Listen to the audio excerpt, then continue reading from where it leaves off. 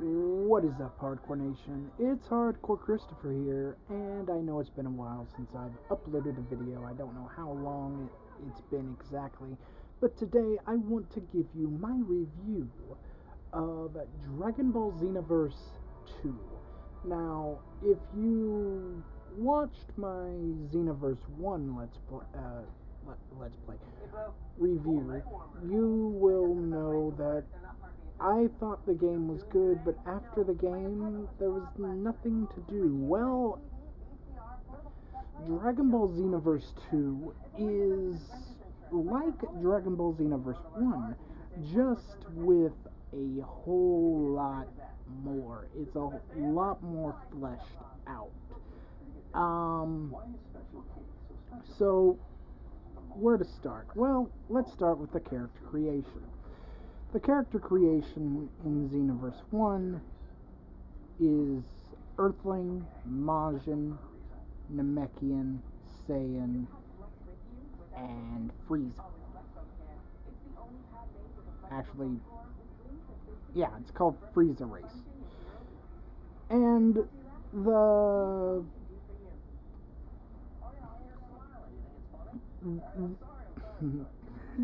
Sorry. Lost my train of thought. And the character creation is the same as in Xenoverse 1 to Xenoverse 2, just with a whole lot more difference. And instead of going with Toa, that is Toa,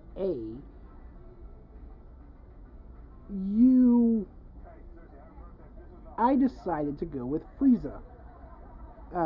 Frieza's race, and I named my character Sub-Zero.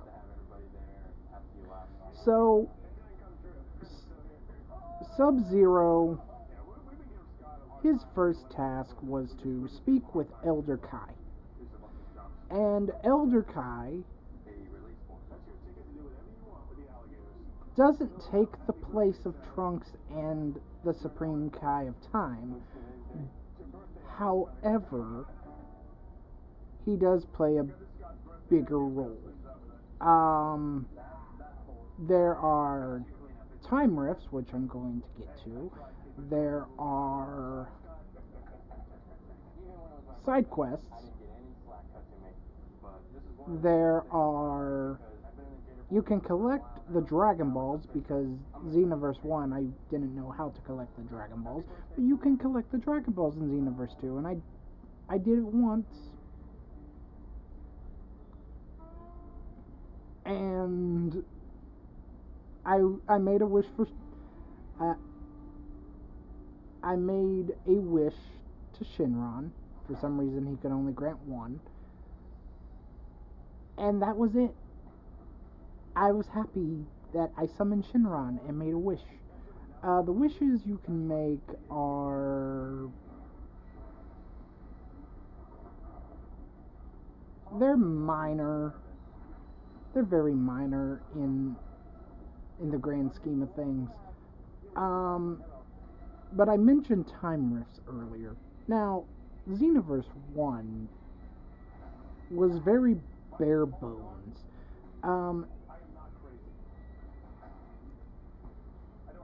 Xenoverse 2 actually levels you up.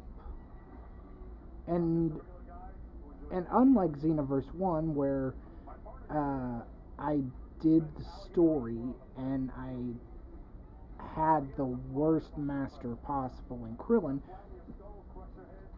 I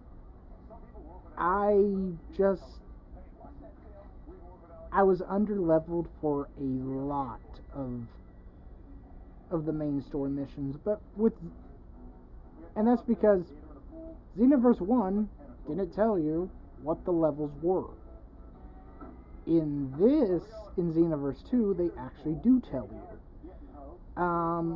So for example, as I was there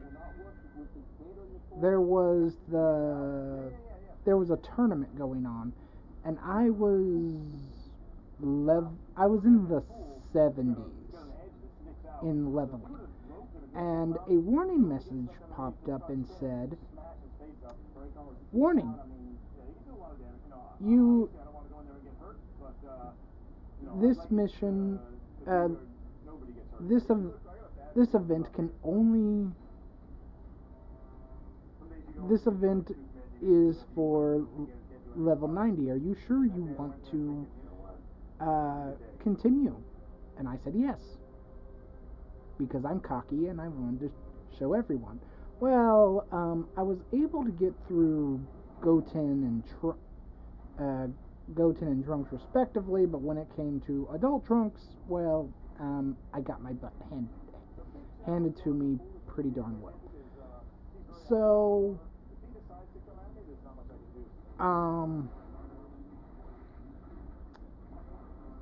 anyway, so there's a lot to do. The time rifts, you're introduced to time rifts very early on, and I will admit, they're fun. All besides one time rift, which two time rifts. So, the time rifts you have are the Majin time rift, where Majin Buu wants a family, so you have to feed him.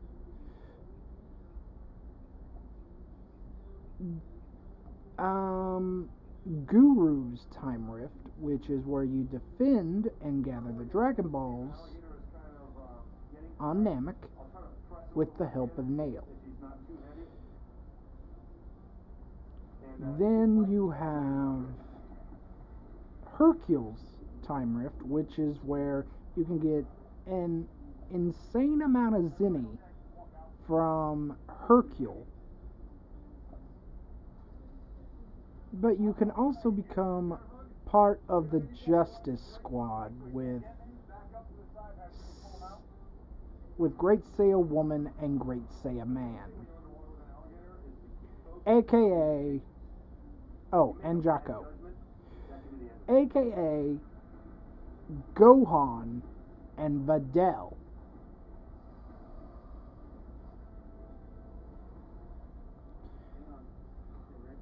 Then you have the Capsule Corp time rift, which is where you can train with Vegeta. And then you have the Frieza spaceship, which is where you can choose a faction, either Dodoria or Zarbon, and then when I pulled the alligator out, Paul hurried up out of the pool, so everything went real well. Sorry, I have to adjust my glasses. And since I picked Zarbon, went after Dodoria's faction because Zarbon is smart, and then I surpassed Zarbon. Then, because I was Frieza's race, I had extra missions. So I trained with the Ginyu Force.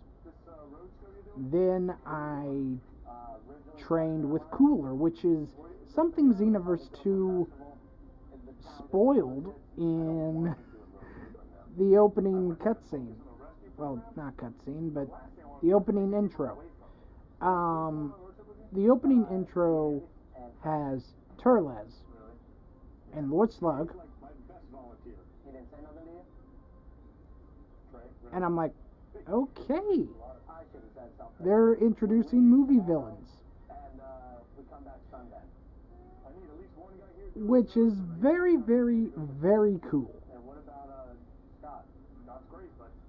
So I trained with Cooler, fought him until he got to Metacooler, and then I fought Metacooler. Then I fought Frieza and Metacooler, and that's how I unlocked Golden Sub-Zero.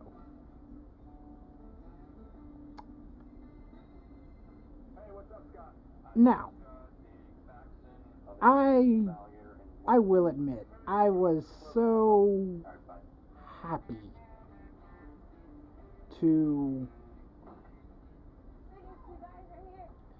play Xenoverse 2 that I wasn't really gun-ho like I was in Xenoverse 1. I wanted to pace myself, and there is a part of the game that I really don't like, and that is the Hero Coliseum. The Hero Coliseum is like Xenoverse 1's, wait, no, not Xenoverse, but, oh, the card battle multiplayer thing in Dragon Ball Z Kakarot. I don't like it. I thought it was a waste of time, and I only did the tutorial, which is saying a lot. The only thing that really happens is you put figures on a board, and the figures come to life, and they attack the opponent's figures that are also they come to life. It's like Yu-Gi-Oh! With holograms. Another thing. The story. The story is a bit, well, it's the same, but you can choose which history you want to go down first. The Namekian story, or just play out how the sorry, keep losing my train of thought. Or you can just play it as the story is in Dragon Ball, and that is what happens on Earth, then go to Namek, then go elsewhere. Well, I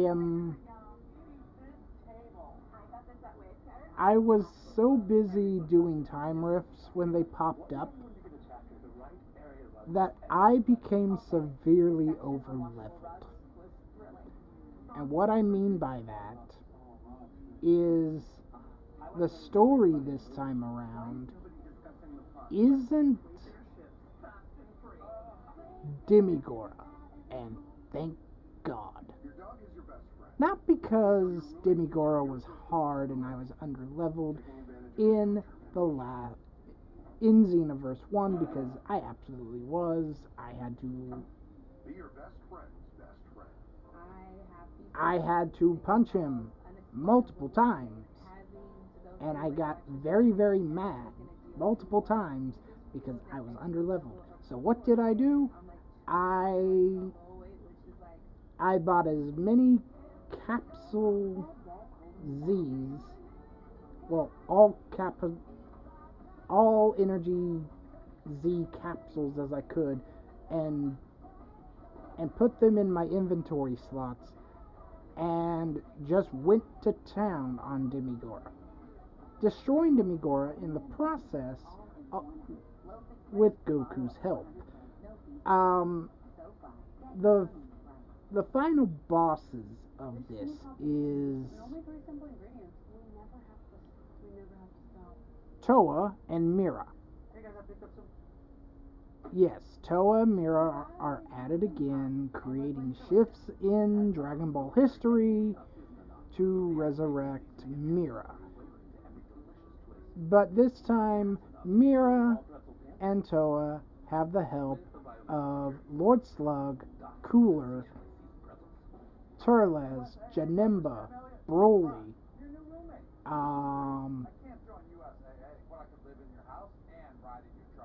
Cell, basically every villain, and Hero, obviously, weirdly enough. So, I will say this. The roster, it's not the largest roster I've seen in a Dragon Ball Z game. That goes to Dragon Ball Z Burst Dragon Ball Z Raging Blast 2, which, even though I like that game, I didn't like that they took out the story mode just for a whole bunch of challenges. So I chose to go the regular route. What happens on Earth, so Saiyan Saga, the prologue, and everything like that. And I will admit, it is harder. So instead of one Ozaru, you get two Ozarus. Because instead of Nappa being defeated and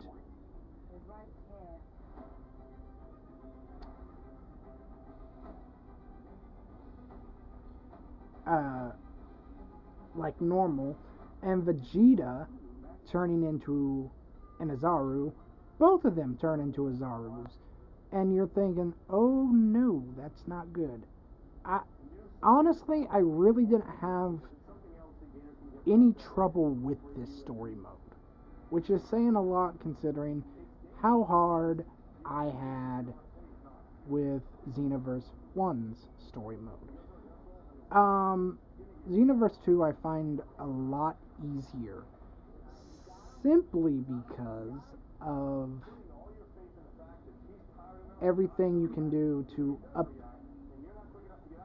up your level, and with every level you get 3 attribute points. Yes, the attribute points do return from Xenoverse 1, and Sub-Zero was very, very, very balanced, and as I already stated, very over leveled.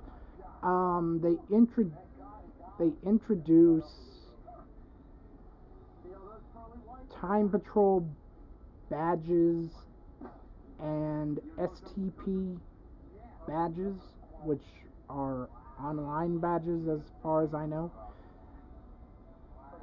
And I will say this. Xenoverse 2, it's a lot of fun, but there is one time rift in particular that it's not that I can't stand, it's like fetch quests, which that's what this is. Majin Buu's time rift.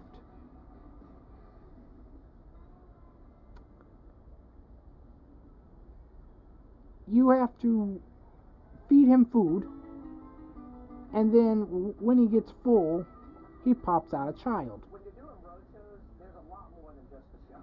You know, you have to be able to get along with the people. Simple enough, right? Well, not really, because you can't buy food. You have to go around Canton City, which that's what it's referred to. Canton City is just Toki Toki City, just bigger. And so you have to go from Canton City to the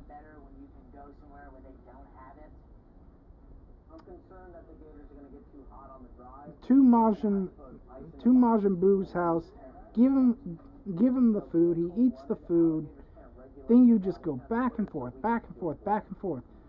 And I only have to do this one more time to get him to where his family is full, because the maximum capacity is 6, but if you are a Majin, that capacity is upgraded to 10. Now, if you do enough missions for Guru, Nail will get out of the way and says you can go talk to the Great Elder, and Guru will up your level capacity Not once, but twice. Then, oh, and with every time rift you complete, you get time rift eggs. Which, that's a new feature. You just hand them over to the Supreme Kai of Time, and she tells you you're doing a good job, and to go get more time rift, time rift eggs. Which I'm only lacking one time rift egg, and it's Majin Buu's time rift. She says that with these eggs she can close the time rifts, and even when I finished the story, which, like I said, I really didn't have trouble with the story. I had trouble more with the side events because, well, not all side events.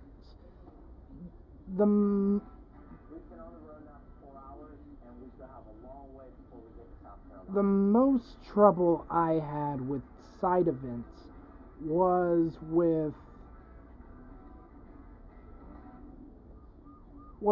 a,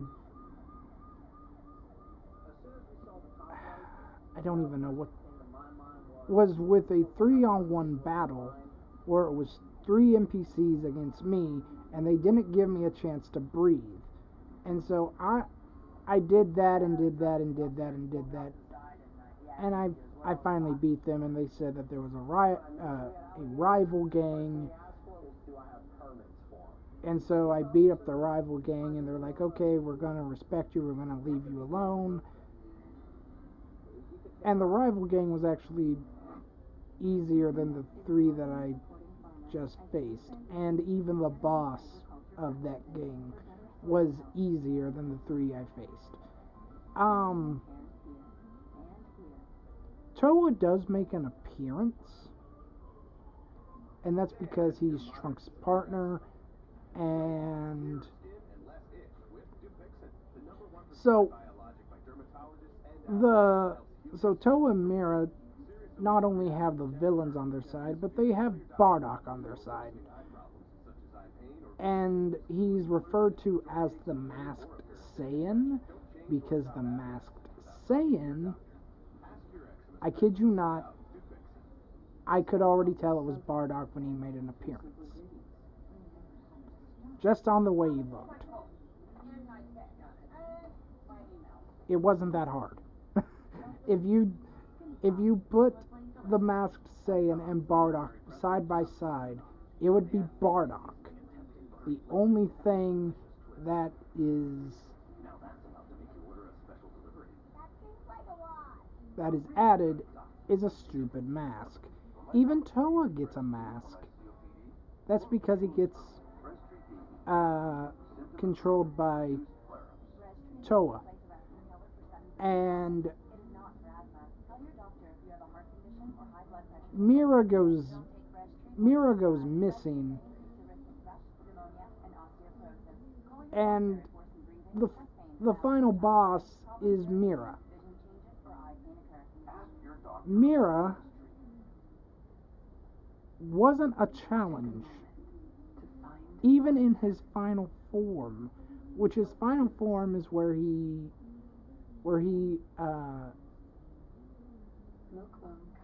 uses Toa as a human shield, then absorbs Toki Toki's egg. Yes, that's a thing. Toki Toki lays an egg. And Trunks, Sub-Zero, and Elder Kai all meet in the time nest. And she goes, I have exciting news. What's the exciting news? Toki Toki laid an egg. And we're all dumbfounded, like, what does that mean? And so she goes on to explain that when Toki Toki lays an egg, it represents an entirely new universe. And that's cool, which makes me think there's going to be a Xenoverse 3. I think they even hinted at it. Now,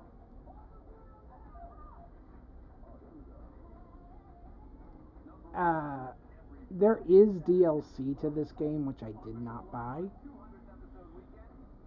The only reason why I got Xenoverse and Xenoverse 2 is because I bought it in a bundle on the Microsoft Store, which I couldn't pass up the price, so I bought it. I'm like, oh, okay. So let's. The game just throws a lot at you. One of the things that they throw at you is expert missions. And expert missions have to be done online. And as much as I tried to get to do some online multiplayer, I don't know if it's I think it's my internet because it's satellite. Thank you, HughesNet. But no matter how hard I tried, I couldn't get any I couldn't get anybody to play with me. So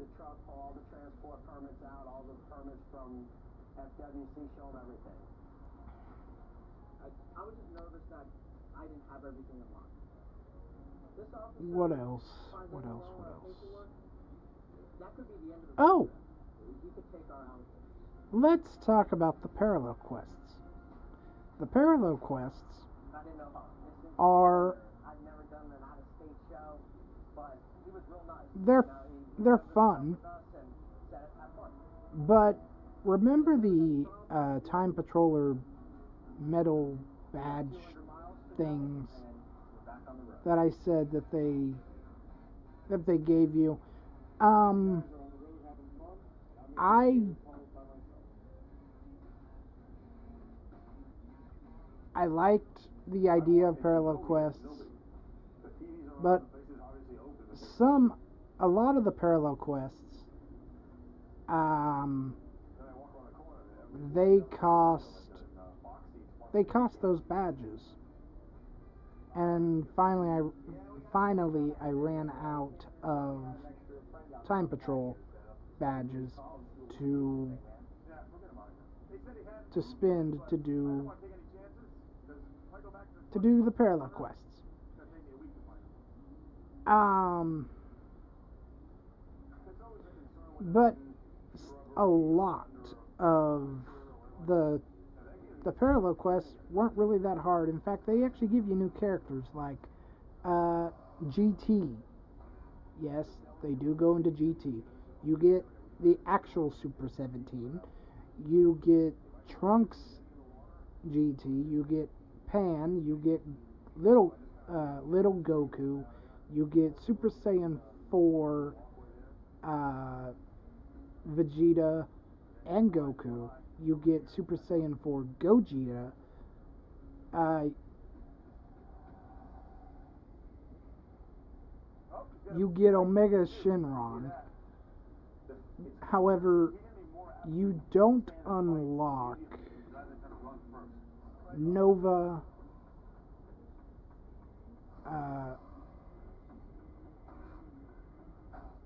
You don't unlock the other dragons. Just Omega, which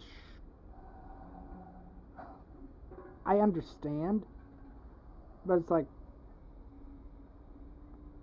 why? You can even unlock the supervillain versions of, let's see, Janemba, Metacooler, Yamcha, because that was a thing. That was a parallel quest that you got from a character saying, "Can you please stop Yamcha?" Well, how hard can it be?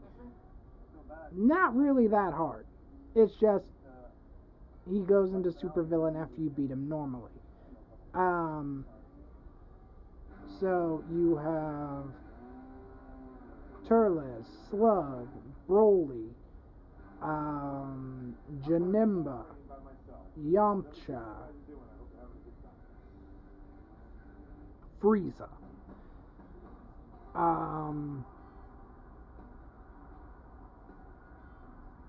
I forget who else. But they do get stronger under the supervillain thing. So how does Toa get captured? Well, Toa gets captured by Toa. That is Toa, the creator of Mira. And how she does that is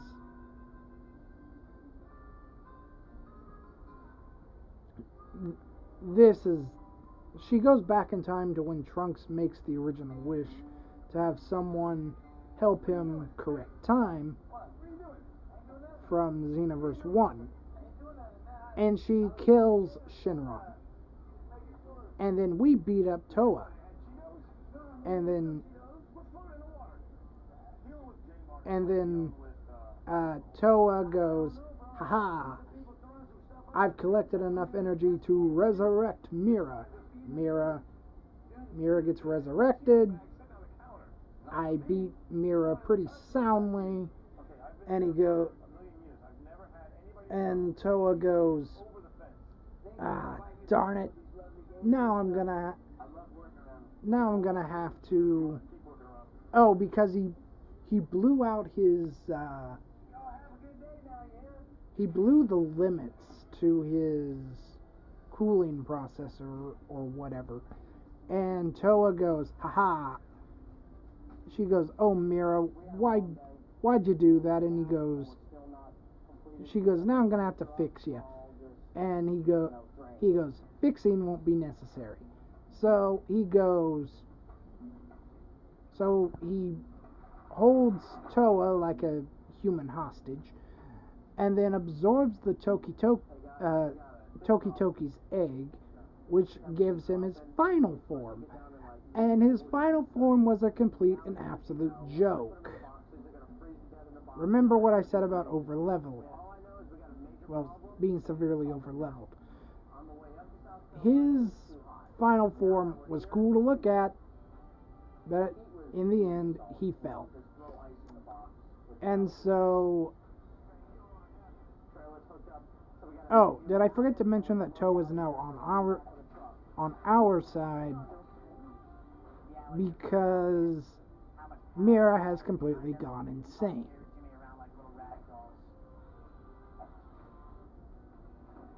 So after that, that's it. All the time distortions in history have been completely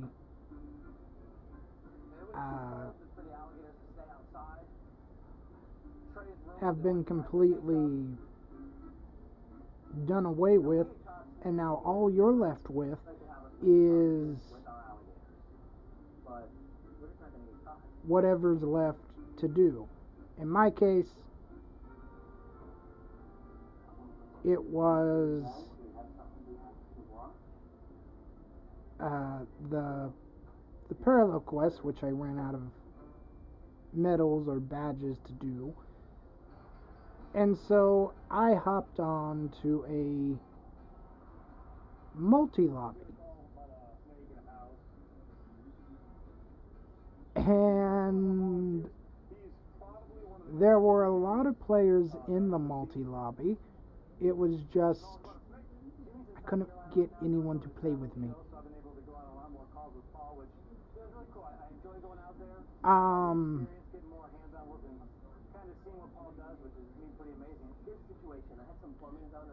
However, this is going to be my last point, and this is my biggest gripe that I came across while playing Xenoverse 2. Xenoverse 2 had a Frieza basically where Frieza invades. And I liked the event at first. But considering the fact that all you can do is beat up Frieza, which he handily kicked my butt into next week, so I focused on his lackeys. And then you get Metacooler, and even Metacooler was challenging. But it shuts down the story for that particular point of time, and it lasts 3 hours. Unless you get the specific amount of resistant points, which I wasn't able to do. So I was okay with the event as long as it didn't shut down the story, which it did. So I was stuck. I waited 3 hours in game, and finally Frieza just left. So yeah, that is my Dragon Ball Xenoverse 2 review. I hope you all enjoy. If you like this video, thumb it up. If you like this video, thumb it down. If you dislike this video, thumb it down. And if you have something to say, put it down in the comment section below. I am Hardcore Christopher. Keep it hardcore, everyone.